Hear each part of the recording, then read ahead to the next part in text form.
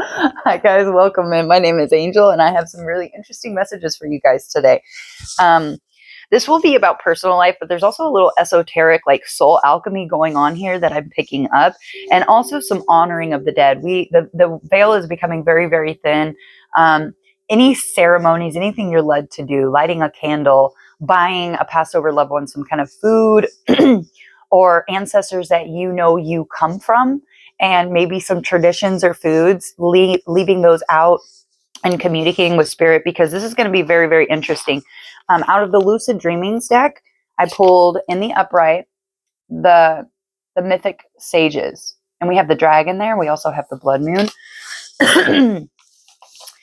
Whoever you are, you're going to be having some kind of encounter, whether it's with spirits, your passed over loved ones. This is all for the best and highest good of all. When I say this, I am not indicating any kind of negative influence. This is all for the betterment of you, for your elevation and your ascension. That is definitely my intention going into all of these readings. Just getting information that's going to help you, not hinder you or keep you in some kind of create a lack mindset or create some kind of scenario that is not going to serve you. It's not going to help you, whether it's true or not. Some things we just don't need to know because they're going to hinder us and they're going to keep us from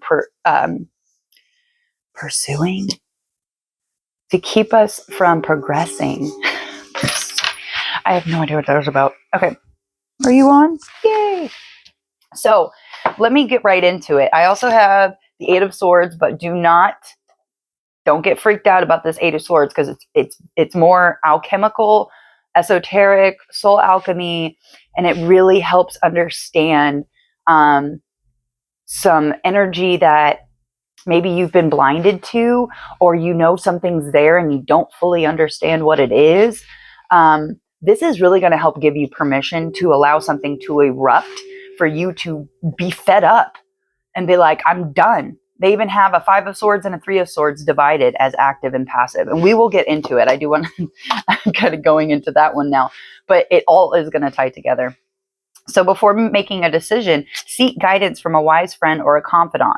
In today's society, we are not taught to honor our elders, but now is an opportune time to reach out to the elders in your life. They have valuable wisdom for you. Honor your ancestors, those who came before you, and the sacrifices they made to enable you to arrive where you are now.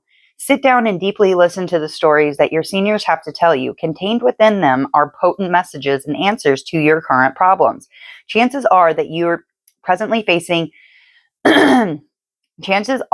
what you're presently facing, they already experienced at some point in their lives. Now, I cannot personally relate to this.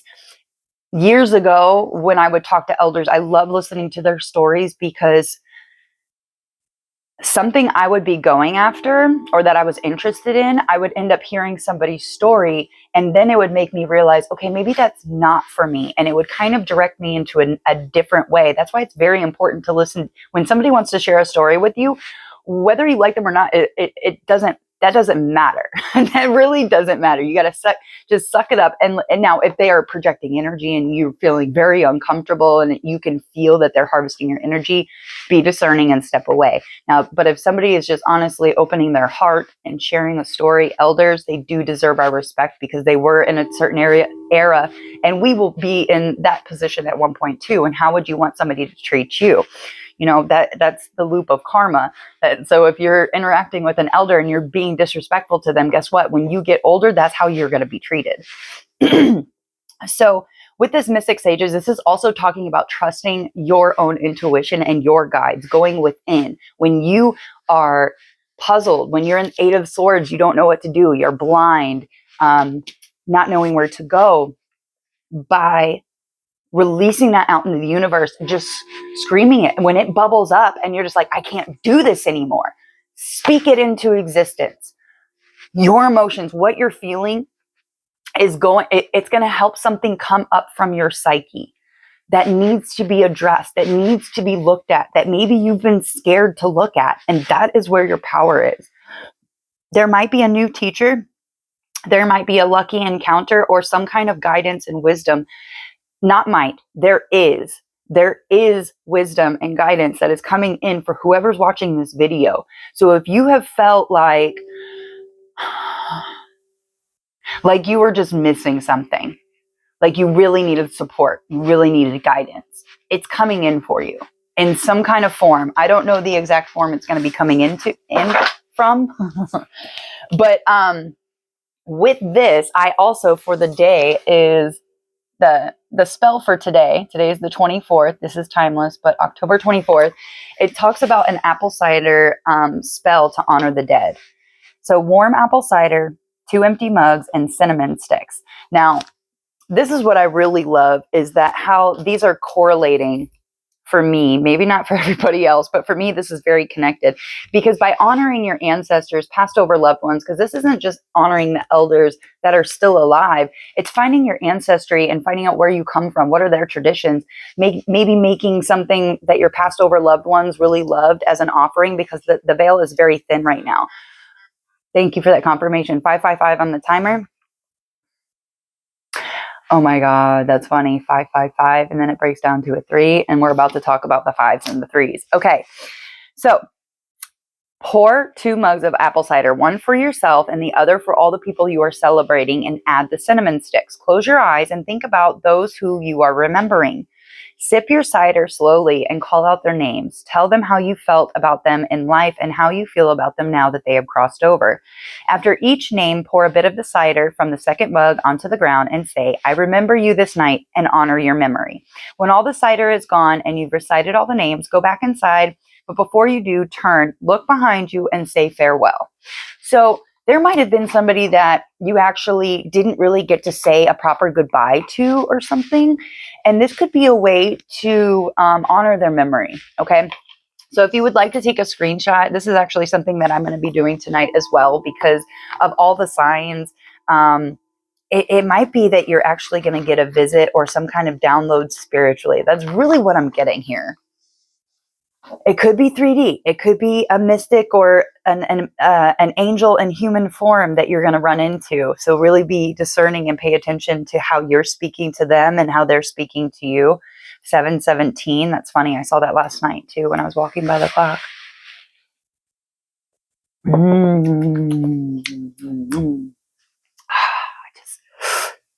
I have to like really revel in my coffee taste because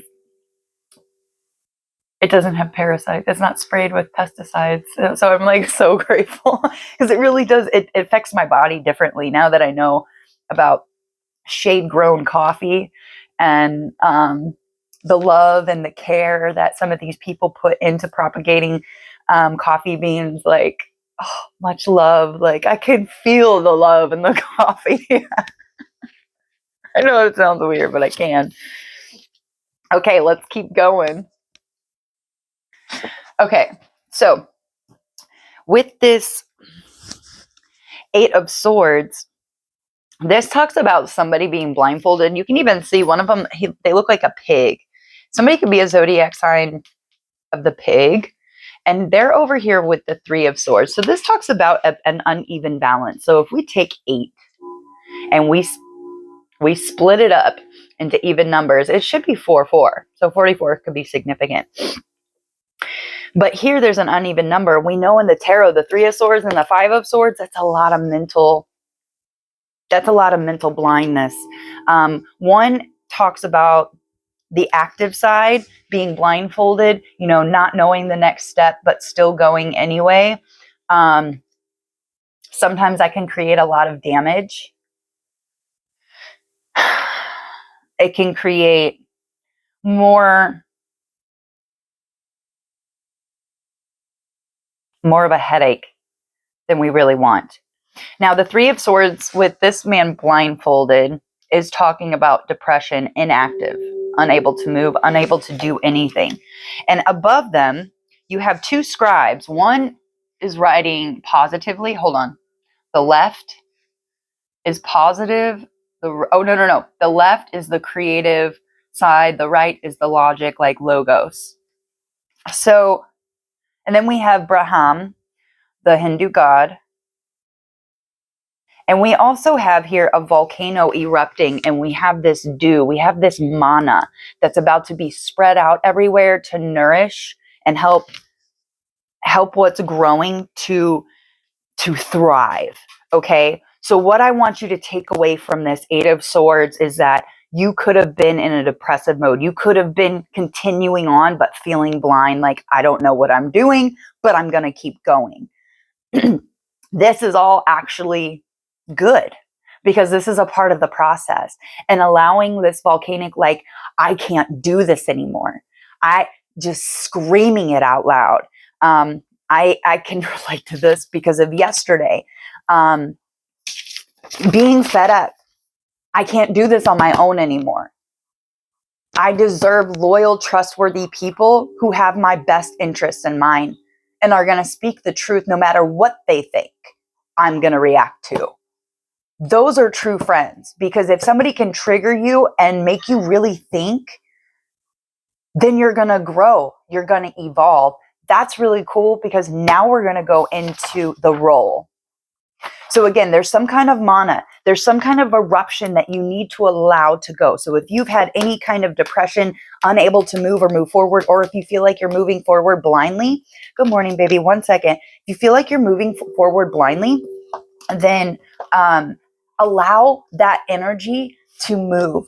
Get out and run. Allow yourself to express yourself. Scream at a song. I don't know if you listen to death metal or Metallica or AC/DC or something that's going to really help relieve some of that. I just heard opera.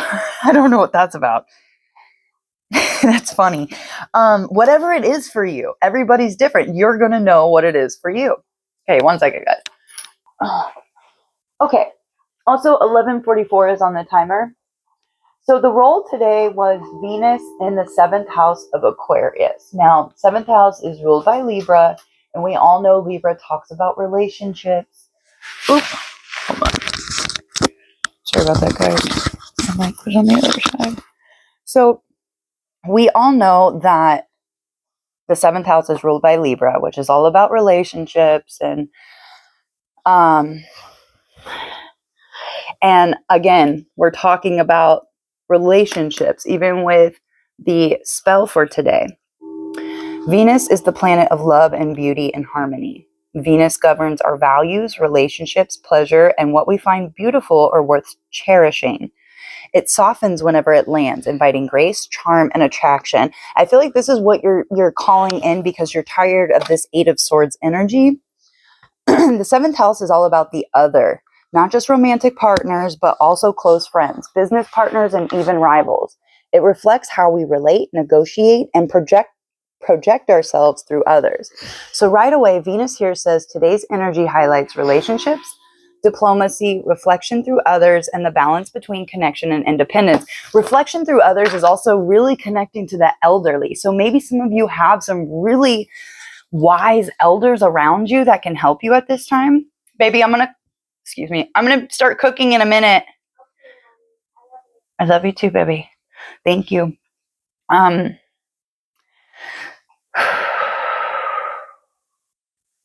have to take a second. My son's energy is pretty powerful. So right away, Venus here says today's energy highlights. Oh, I just said that. So Aquarius, the sign of innovation, freedom, and higher ideals. Aquarius brings a cool breeze of detachment, originality, and big picture vision. It values truth, authenticity, and community-minded love. So it's like you are really wanting a community.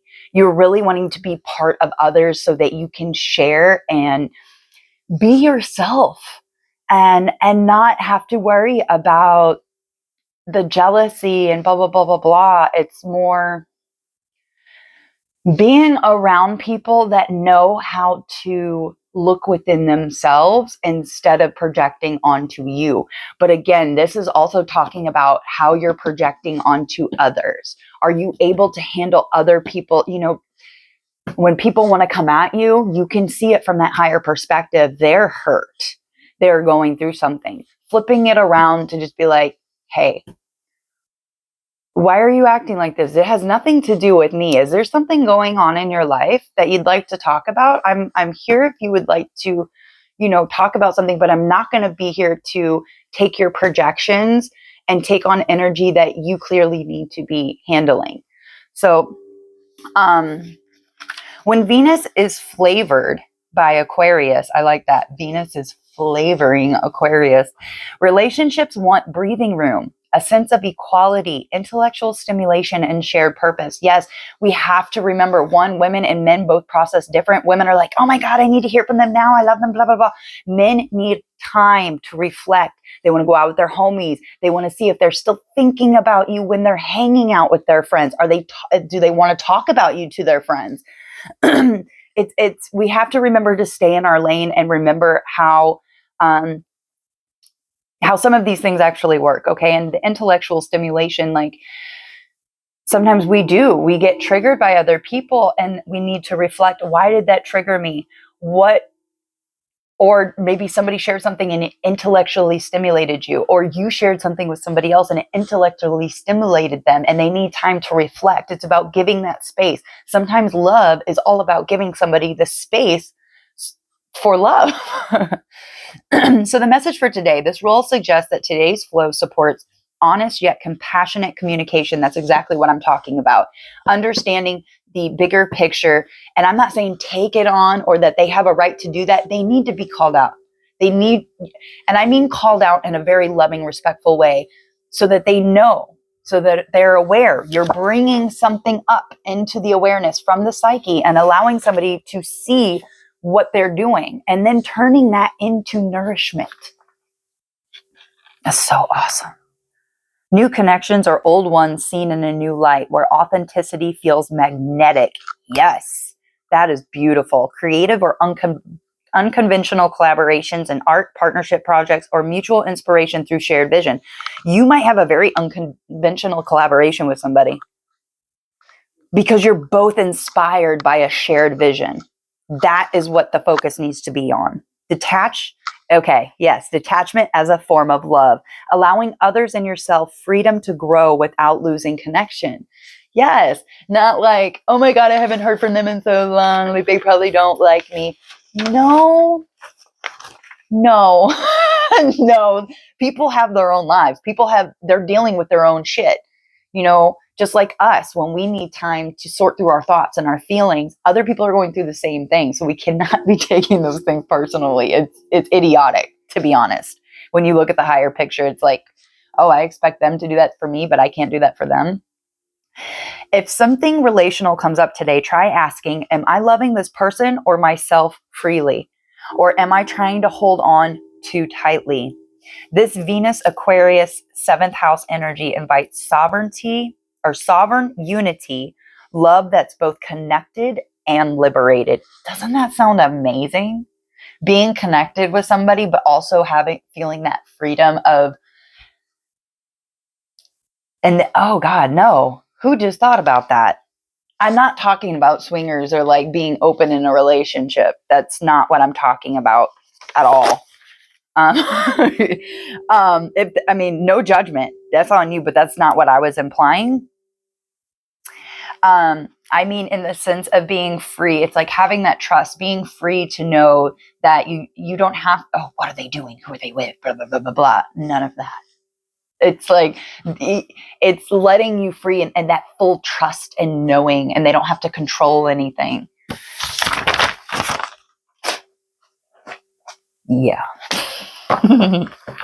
Okay, you guys, I don't know, how far are we in? Not too bad. Those were the in-depth ones. So, yeah.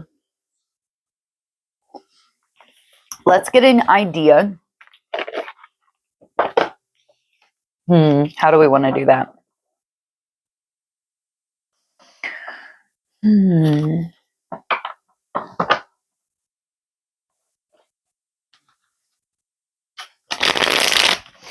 Give me something on this 8 of Swords that they've been going through.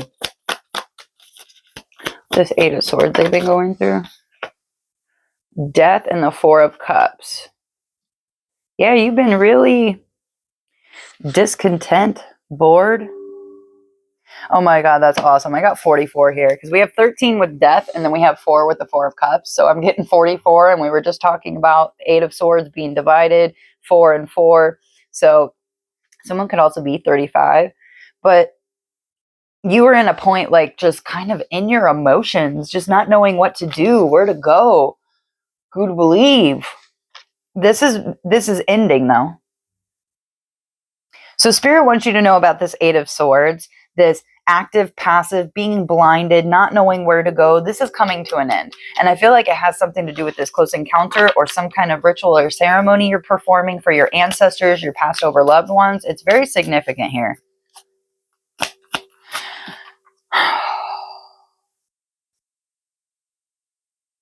What's upcoming for them once this passes, once they make it through this energy, Spirit? The Emperor. So you're taking your authority back. You're straightening your crown chakra, getting some kind of clear downloads, clear information. I'm also getting March with this Aries, the actual start of the year. So it's kind of like we're at the mid-year right now. Wow. Yeah, you about to be busy. The Chariot at the bottom. You're taking the reins of your own life and taking control. And this is active and passive. It's like you got them straightened out. You're like, hey, you're 4 and you're 4. It's not 5 and 3. We got to even this out so we can move forward. And you're using the mana. You're using this energy